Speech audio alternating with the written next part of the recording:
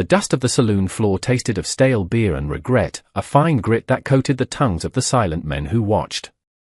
It was the silence that was the loudest thing in the room, a screaming void where noise and courage ought to have been. The girl, Ilara, lay not 2 feet from the bat-wing doors she'd burst through moments before, a fallen sparrow with a broken wing. Her breath came in ragged, shallow little gasps, a counterpoint to the heavy, confident footsteps of the man who now stood over her. Marcus Thorne was a man carved from greed and arrogance, his tailored coat a stark offense against the dusty, work-worn denims of the other patrons. His face, usually a mask of smug satisfaction, was tight with fury. He owned the bank, he owned the land, he owned the debt, and in a town like Redemption Creek, that meant he owned the people. He gestured to the crumpled form on the floor with a flick of his wrist, as if shooing away a stray dog. "This," he announced, his voice slicing through the thick air, "is what happens when property forgets its place. It gets corrected." He looked around the room, his eyes lingering on each man, a silent threat that needed no words. He was daring them. Daring them to feel a flicker of pity, a spark of defiance, so he could extinguish it with the heel of his polished boot. Men who had wrestled steers to the ground and faced down winter blizzards suddenly found the grain of their wooden tables intensely fascinating. Sheriff Brody, a man whose tin star felt heavier than an anvil, stood near the bar, his hand hovering near his pistol, but his gaze was fixed on the far wall, a study in practiced neutrality. He was a good man trapped in a coward's job, a reality Thorne exploited every single day. Ilara stirred, a soft moan escaping her bruised lips.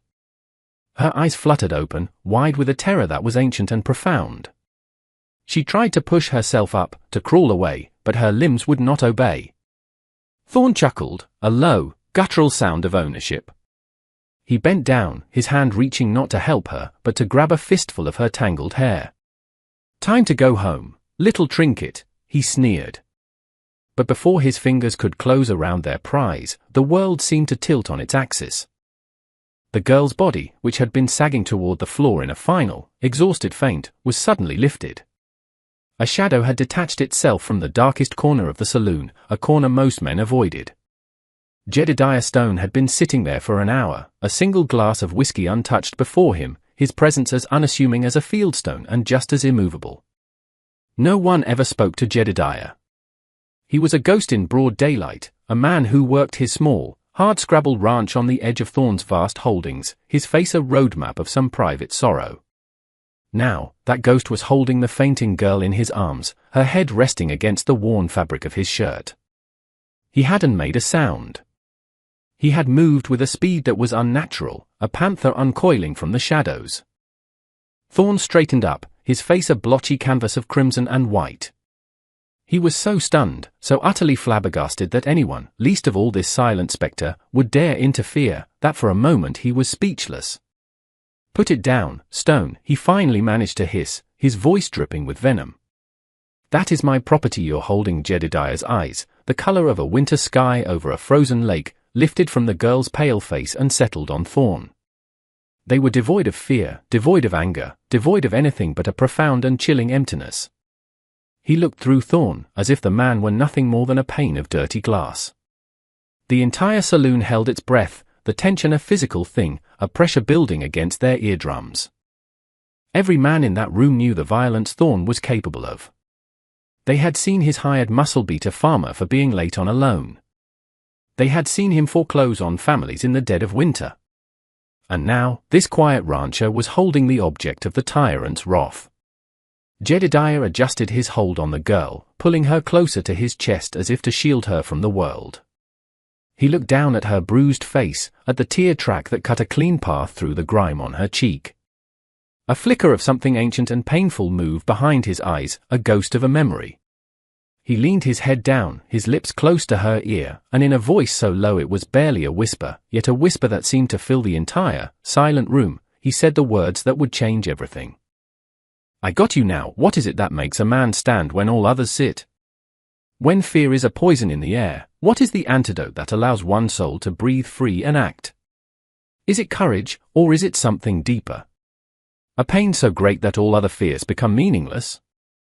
Jedediah Stone turned and walked toward the saloon doors, carrying the girl as if she weighed nothing at all. The crowd, a sea of frozen statues, parted for him without conscious thought. Thorne's two thugs, brutish men paid to inflict pain, took a half step forward, but stopped dead when Jedediah's gaze swept over them. It was not a threat. It was a promise. A promise of a desolation they could not possibly comprehend. "Stone!" Thorne roared, his composure finally shattering. "You'll hang for this. That's theft. Brody, arrest him!" Sheriff Brody's hand finally fell away from his gun. He looked at Thorne, then at the receding back of the rancher, a man walking into a storm of his own making. "On what charge, Marcus?" Brody asked, his voice weary. "Stealing what?" "A person ain't a still bag." "There's no bill of sale for a soul." For the first time in years, the sheriff's voice held a spine. It was a small thing, a fragile thing, but it was there. Thorne, sputtering with rage, watched Jedediah disappear into the unforgiving glare of the afternoon sun, a silent man carrying a broken girl, and with them, the last shred of Thorne's undisputed authority. The door of the boarding house was a welcoming blue, a stark contrast to the mud and misery of the main street. Sarah, the proprietor, a widow with kind eyes and a spine forged in prairie hardship, took one look at the girl in Jedediah's arms and ushered them in without a word. She was one of the few people in town not indebted to Marcus Thorne, and it gave her a freedom the others had long forgotten. In a quiet back room, as Sarah gently bathed Ilara's face with a warm cloth, Jedediah stood sentinel by the window, his gaze fixed on the street. He was watching, waiting. The sun bled across the horizon, painting the clouds in hues of orange and violet, a beautiful death to a brutal day. Ilara woke to the scent of lavender soap and the soft scratch of clean sheets. For a moment, she was suspended in a peaceful limbo, a place without fear. Then memory came rushing back like a flash flood, the chase, the saloon, the leering face of Thorne, the fall into darkness. A gasp escaped her lips and she shot upright, her heart hammering against her ribs. "Easy now, child," Sarah's calm voice soothed. "You're safe here." Ilara's wild eyes darted around the room, landing on the tall, silent figure by the window. "Jedediah." She remembered the feeling of being lifted, the solid strength of his arms, the impossible whisper. He turned from the window, his face unreadable in the dimming light. He didn't approach, didn't speak, simply acknowledged her with a slow nod. His stillness was unnerving, yet strangely calming. He was a wall, a mountain, something that did not bend. Down the street, in the opulent office above the bank, Marcus Thorne paced like a caged animal. Humiliation was a foreign and bitter taste in his mouth. He had been defied. Publicly. By a nobody, a dirt scratcher. It was an insult that could not stand. His thugs, Cole and Roscoe, stood uneasily by the door. He just walked out, Cole mumbled, still unable to process it. Didn't even look scared. Thorne slammed his fist on his mahogany desk. "Fear is a tool, you idiot. If he doesn't have it, we give it to him. We remind him what this town is. It's mine." He went to the sheriff's office first, full of bluster and legal threats. "I have an indenture contract, Brody. Signed by her father. She belongs to me until the debt is paid. What Stone has done is theft, and you are legally obligated to retrieve my property." Sheriff Brody polished a pair of spectacles, taking his time. The small act of defiance in the saloon had kindled a tiny ember in his chest. "A piece of paper is one thing, Marcus. But the girl is covered in bruises. Bruises you put there. There are laws about cruelty, too, laws." Thorne laughed, a harsh, ugly sound. "I am the law in this town. My money is the law." Brody sighed, the ember dimming slightly. "I'll talk to him, Marcus. I'll tell him to see sense." But as Brody walked toward the boarding house, he knew this was different. He had seen Jedediah Stone's eyes. You don't tell a man like that to see sense.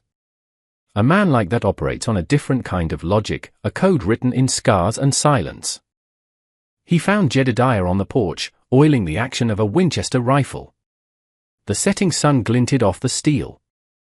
"Jed," Brody began, keeping his voice even. "You can't win this. Thorn has the contract. He has the money, the men. All you have is.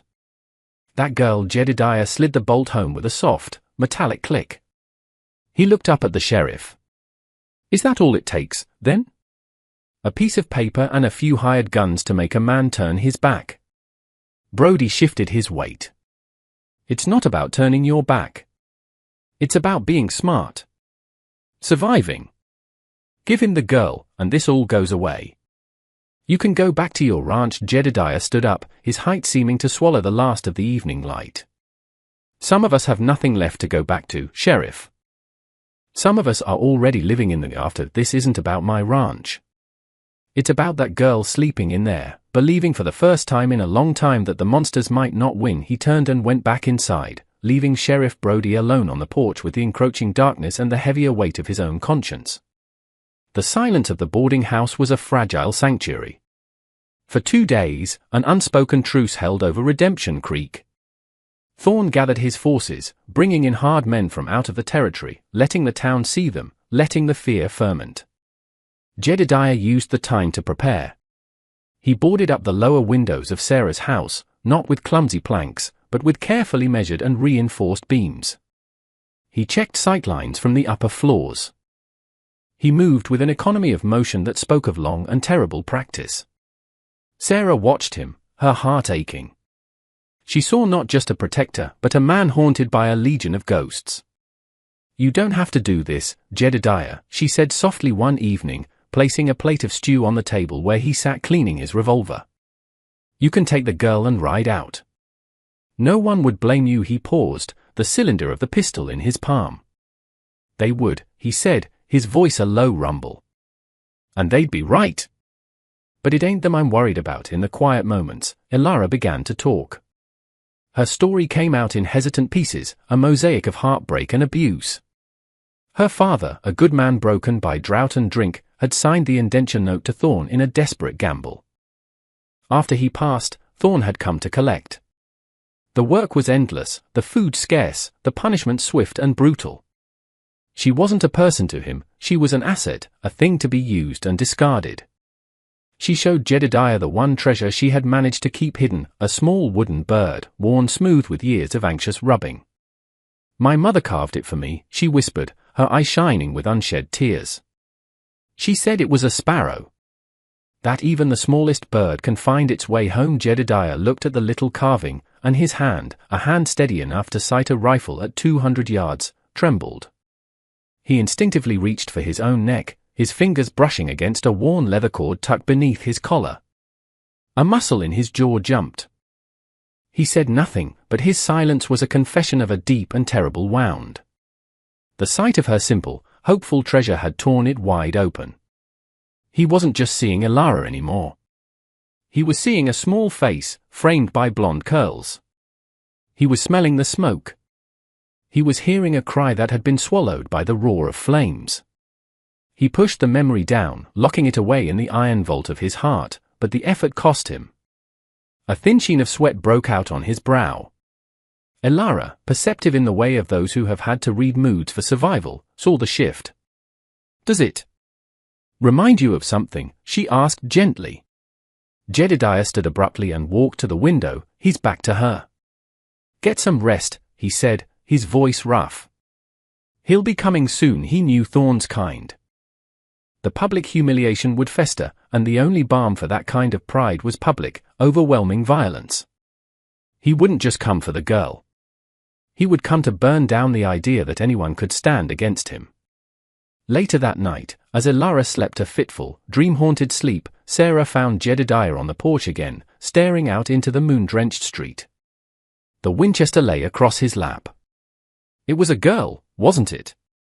Sarah asked, her voice barely a whisper. Jedediah didn't turn. He just nodded, a barely perceptible movement in the dark. My little Anna. And my wife, Mary. Sarah waited, knowing the silence needed to be given its space. There was a man like Thorn, Jedediah finally said, his voice thick and rusted with disuse. Wanted my water rights. Tried to buy me out, then threatened me out. When I wouldn't break, he He decided to burn me out. His voice cracked on the last words. I was in town, getting supplies. By the time I saw the smoke, it was too late. I lost everything. Not the land. Not the house. Everything. He looked at his hands, calloused and strong, the hands of a rancher. But in his mind, they were useless, helpless hands that had arrived too late to pull his family from a burning pyre. I ran, he confessed, the word tasting like ash. Left the land, the memories. Came here. Thought I could just disappear. But you can't run from a thing like that. It rides with you. Now Sarah understood. The stillness. The silence. The haunted eyes. It wasn't emptiness. It was a fullness of grief so profound it had left no room for anything else. He wasn't saving Elara from Thorn. He was standing in front of his own burning house, trying to pull his daughter from the flames, one last time. This isn't your fault, Jedediah, Sarah said, her voice full of a compassion he hadn't known in years. He looked at her then, and for the first time, she saw a flicker of the man he must have been before the fire. It is now, he said. And in that, there was no more grief. Only resolve. Dusk fell on the third day like a judgment. The air grew thick, heavy with unspoken dread. The usual evening sounds of Redemption Creek, a distant piano, laughter from the saloon, the nicker of horses, were gone, replaced by an expectant hush. Windows were shuttered, doors bolted. The town was holding its breath. Then came the sound. The rhythmic beat of a dozen horses walking in unison, a sound like a war drum. Marcus Thorn and his army of hired guns rode down the center of the street, their faces grim or grinning with malice. They were a plague on horseback. They reined in before the blue door of the boarding house, a dark tide lapping at a tiny island of defiance. Stone! Thorn's voice boomed, magnified by the silence. I gave you your chance to be sensible. Now you'll learn the price of sentiment. Send out my property, or I'll burn this house to the ground with all of you in it. Inside, Jedediah looked at Sarah and Elara. His face was calm, the face of a man who had made his peace with whatever came next. The cellar, he said, his voice leaving no room for argument. The floor is thick. Stay in the back corner, away from the street. Sarah nodded, her face pale but determined. She took a trembling Elara by the hand. Be careful, Jedediah, she whispered. He gave a slight nod. As they descended into the dusty dark, the first shot rang out, shattering an upstairs window. The siege had begun. Jedediah was not a rancher playing soldier. He was a force of nature. He moved through the dark house like a wraith, using the angles and shadows he had memorized. A muzzle flash from the livery stable across the street was answered by a single, booming report from his Winchester. A man cried out and fell. Another tried to rush the front porch and was met with a blast from a shotgun Jedediah had propped by the door. The night erupted into a cacophony of gunfire, splintering wood, and shouted curses. Thorn's men, mostly drunken bullies, were used to terrifying unarmed farmers, not fighting a ghost who was everywhere at once. From the sheriff's office, Brody heard the battle. He sat at his desk, the sound of each gunshot a hammer blow against his conscience.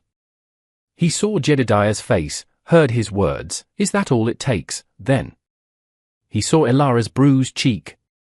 He saw the smug, cruel face of Marcus Thorn, a man who had been strangling the life out of this town for years.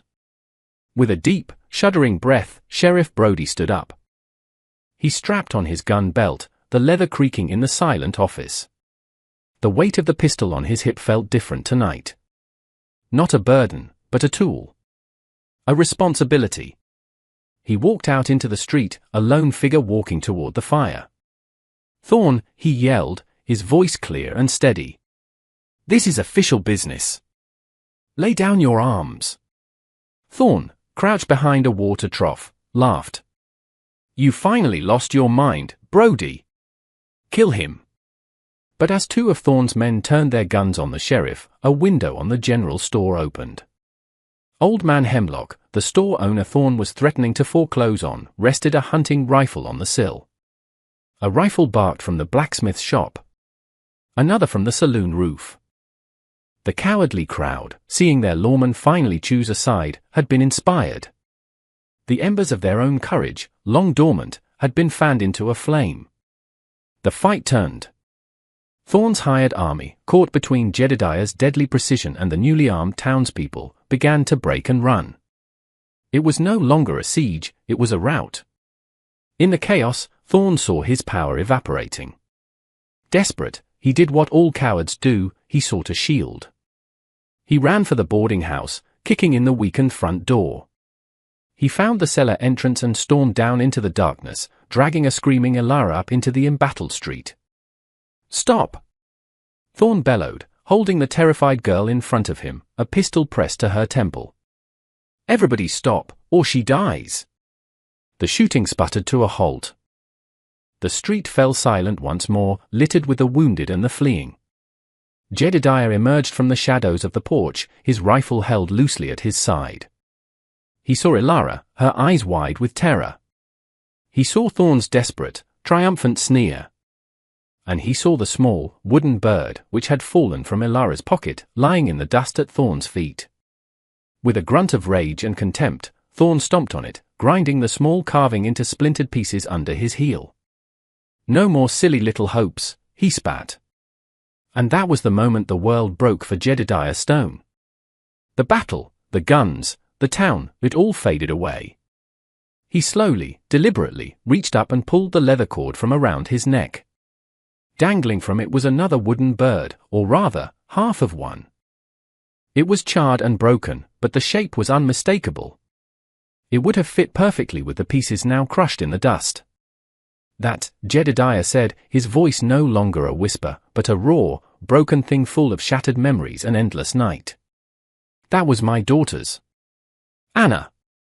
She was holding it when the fire took our home." He looked directly at Thorne, but he was seeing another man, another greedy tyrant from another lifetime. A fire set by a man who wanted what wasn't his. "A man just like you." Thorne stared, his mind struggling to grasp the meaning. In that split second of confusion, Jedediah moved. He was not a blur of speed now. He was something more terrifying. He was inevitable. He lunged forward, not for the gun, but for Thorne's wrist. There was a crack of bone, a scream of agony from Thorne as the pistol clattered to the ground. Jedediah spun him around, slamming him face down into the dirt, his knee pressed into Thorne's back. He could have ended it. Every soul in that street expected it. But he didn't. He looked down at the pathetic, whimpering man, and then he looked at Elara, who was staring at him, her chest heaving with sobs. He saw the terror in her eyes, and he knew that one more act of violence, even a justified one, would only scar her deeper. He had fought the monster outside. Now he had to kill the one within. With a shuddering breath, he pulled back. He had faced the fire again, and this time, he had not run. He had saved the girl. Mercy, not vengeance, was the final victory. The dawn that broke over Redemption Creek was the first clean dawn the town had seen in years. The light felt different, warmer, as if it had to burn through less shadow to reach the street. Marcus Thorne, his arm in a crude splint, was locked in the sheriff's own jail cell, his power broken, his authority shattered.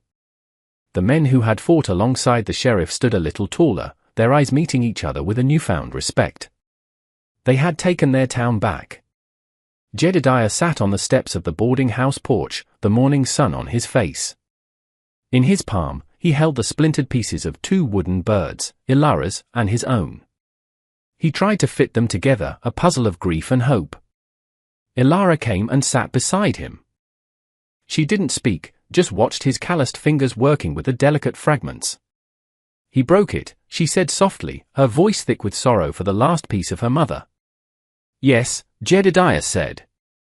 "But wood can be mended. And some things aren't meant to be replaced. They're meant to be honored." He looked at her, and for the first time, the frozen lake in his eyes began to thaw. He saw not the ghost of his lost daughter, but the fierce, resilient spirit of the young woman beside him. He had not erased his past, but he had finally stopped being its prisoner. He had paid his debt, not to the world, but to himself, to the man he was supposed to be. In saving her, he had found the path back. He offered her the broken pieces. "We can fix them," he said. Together Thilara looked from the shattered wood to his steady gaze, and a small, fragile smile touched her lips. It was the first real smile she had shown, and it was more beautiful than the sunrise.